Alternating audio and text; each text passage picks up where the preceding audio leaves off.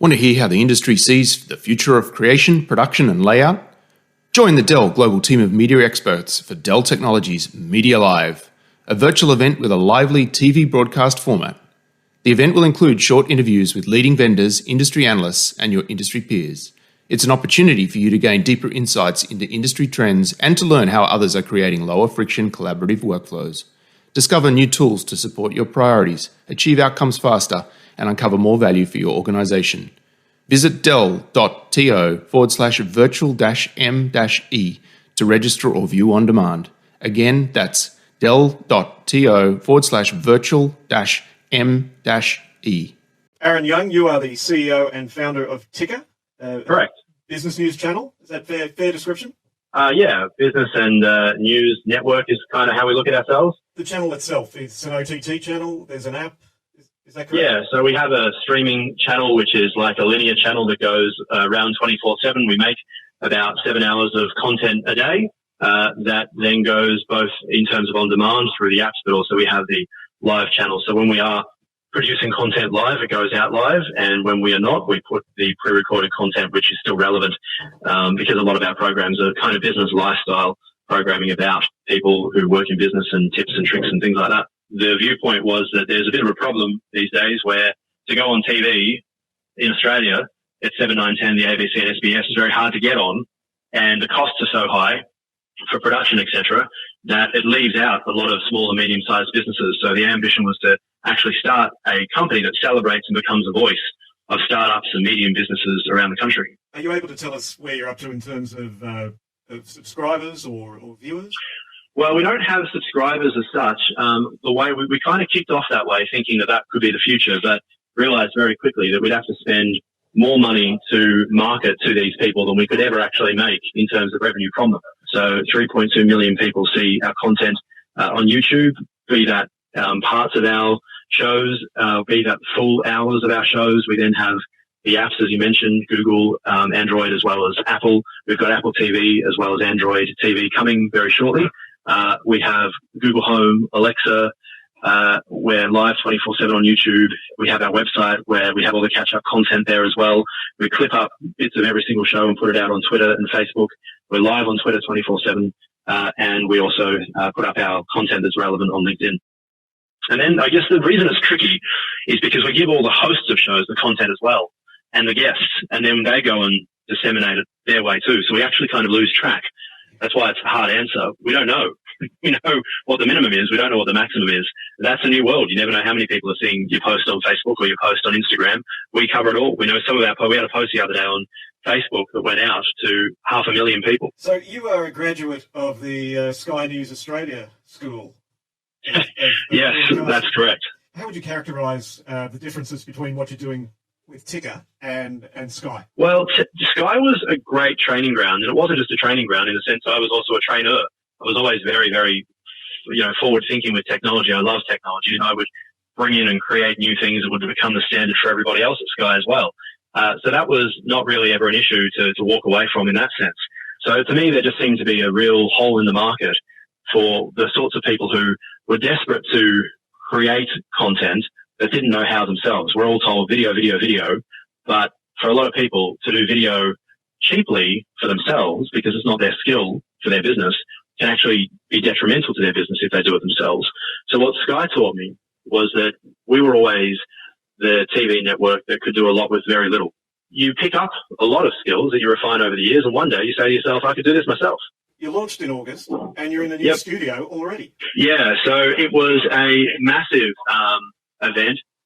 It was a massive kind of undertaking, as you would imagine. So we have a newsroom, a large Studio One, which is our newsroom kind of barn-style look. We want it to be a modern version of what CNN set out to be. And then we also have a multi-purpose studio, which is our Studio 2, which allows us to have people sitting at a bar, people standing up, anything that we can change the lighting, etc., very, very quickly, what's on the LEDs very, very quickly. We can rent it out if necessary, basically something that they could both operate separately or at the same time. Or we could, in fact, sometimes I start off in Studio 1 and we have an interview, my next interview guest is sitting in Studio 2. So we get up and I do what we call the newspaper front pages, our bookmark segment, as I walk between studios. and sit down, and next time I'm on camera, I'm sitting in a different studio next to a different guest. The whole thing was designed from a journalist/producer's mindset of how this works. So to give you an idea, I'd always been concerned about control rooms in TV being separate to the editorial. You end up with two different groups of people with two different ideas of how the show should look, and they don't communicate until the issue arises. I've experienced that in every TV station I've worked in. I remember years ago, my old CEO Angelo said to me, if I could have, I would have built the control room in the middle of the newsroom, forcing everybody to talk to each other. So when we were setting up our newsroom here, that's what I said. Let's put the director's desk in the middle so I can talk if I need to, so that the producers can talk to the director, so the social media team can talk to the director, and vice versa. Everyone's on the same page. It's the ultimate do not have silos in your workflow. In terms of, I guess, equipment in the studio, what sort of gear are you using there? Yeah, so we use, in both studios, we use PTZs. So we have two PTZs in Studio 1, two PTZs in Studio 2, and our wide camera is basically on a robotic automated dolly. So it just goes left and right and left and right. So we get that lovely movement shot, which obviously when you're doing shows which are robotic and two people having or three people having a conversation, any movement you can add is important.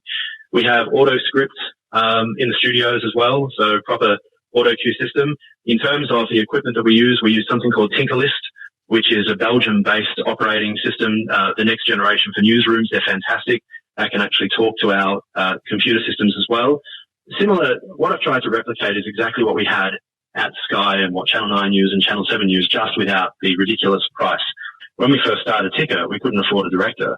So I was actually directing by having an iPad in front of me, but wirelessly connected to the control room, and I could mix my own show by creating triggers and things. So I press one button, the opener would kick off, and then it would eventually cut to camera one and bring up the correct supers in the right order and go to the right strap and bring up the bug, bring up the ticker, and put us live on air while recording the program too. And that's what's available these days. That's what's out there. So the interviews, the content's being captured. Where does the stream go from there? So the way that it works is we have three computers essentially in the control room. We have a Studio 1 mixing system. We have a Studio 2 mixing system. They're both independent of each other. And then sitting in the middle, we have a master control. And the master control has a switch to say, are we going to go live to Studio 1 or live to Studio 2, or are we going to play our pre-recorded playlist of all the shows that we've created? The idea is we want our studios to be both working 17 hours a day is where we're trying to get to. So it's pretty a big ask to get there, but we've created a studio so that they can. When we broadcast a show, we'll have everyone in place, everybody ready. We have a lot of remote guests who come in as well via web link, and we then hit go, the program opener begins, it goes out live to three different places at once. First is to Twitter, second is to an HLS feed that sends out to Google Home, Alexa devices, as well as our app. And the third one goes out to YouTube Live, which allows us to then use it both on YouTube, but also sends that to our Ticker website and other places too. So by choosing those three, that gave us the ability to in fact go out to 9 or 10 places at once live, and that's how we operate. So what's next for Ticker? And I guess especially given the current public health crisis that everyone's facing. Well, it's actually been the perfect time in the sense that we cover business and business that affects people. We care about stories like female executives, so we have a show called She's the Boss, or people like myself looking to make a change to their career in their 30s and go off out on their own, so we have a show called 30 Life Crisis with a positive psychologist. We care about media stories, so we've got a whole bunch of new shows starting. We have been able to get to a stage where we can bring on more shows at no additional cost to us in some cases, and get our distribution right. So we'll continue to push our distribution networks. That's exciting stuff, and we're in a lot of conversations there.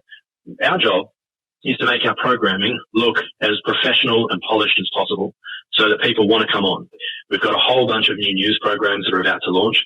Our mission, as I say, is to get to 17 hours of live content a day. We're at about 7 now after 7 months.